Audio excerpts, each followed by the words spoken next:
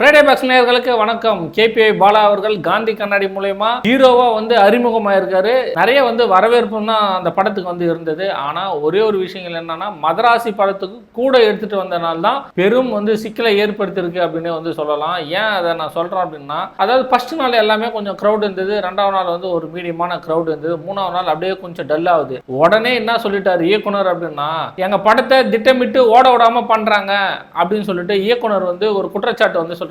அதுக்கப்புறம் நாங்க எங்க பேனர் வச்சாலும் போஸ்டர் வச்சாலும் கிழிக்கிறாங்க அப்படின்னு இயக்குனர் ஒரு குற்றச்சாட்டு சொல்றாரு. அது யார் தான் அது உங்க படத்தை ஓட விடாம பண்றது, உங்க பேனர் கிழிக்கிறது அப்படின்னு சொல்லிட்டு யார் தான் அப்படின்னு சொல்லிட்டு சினிமா சுற்று வட்டாரங்களை விசாரிச்சோம் அப்படின்னா, அப்படிலாம் யாரும் இவங்க படத்தை யாரும் ஒன்றும் பேனரும் கிழிக்கலன்னா இவங்க படத்தை ஓட விடாம மாதிரியும் பண்ணல. கதன் அது உள்ள ஓரளவுக்காவது இருக்கணும்ல. முழுக்க முழுக்க பார்த்தேன் அப்படின்னா படம் ஓரளவுக்கு அப்படிதான் நல்லா இருக்கு.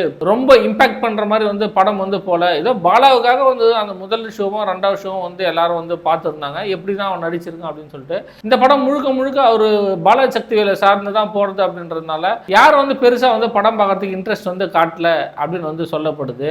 இருந்தாலும் பாலா மீது பல குற்றச்சாட்டுகள் இப்போ வந்தது. என்ன அப்படின்னா, அவர் நிறைய பேருக்கு உதவி செய்யறது எல்லாமே ஃபேக்கு, வண்டி வாங்கி கொடுக்கறது ஃபேக்கு, அவருக்கு எங்கேயோ பணம் வருது அப்படின்ற மாதிரிலாம் பேசிட்டு இருக்காங்க. பாலா உடனே ஒரு வீடியோ வெளியிடுறாரு, ஏன்டா ஒரு படம் நடிச்சது இப்படிலாம் பண்றீங்களா அப்படின்னு சொல்லிட்டு. இந்த படம் நடிச்ச விஷயங்களுக்காகவும் எதுக்கும் யாரும் அவரை டார்கெட் பண்ணல. இது முழுக்க முழுக்க ஏதோ ஒரு விளம்பரம் மாதிரியே எனக்கு தோணுது. ஏன்னா கேபிஐ பாலா அவர்கள் அவருக்கு பிடிச்சதே செய்கிறாரு. பிடிச்சதுன்னா நான் ஒருத்தவங்களுக்கு உதவி செய்யணும்னா உதவி செய்கிறாரு. இதை சில பேர் இட்டுக்கட்டுன்னு பேசுறது அது நம்ம இது பண்ணலை. அந்த விஷயத்தில் இந்த காந்தி கண்ணாடி திரைப்படமும் எடுத்துகிட்டு வர்றது தான் பார்த்தோன்னா எனக்கு கொஞ்சம் பிடிக்கல.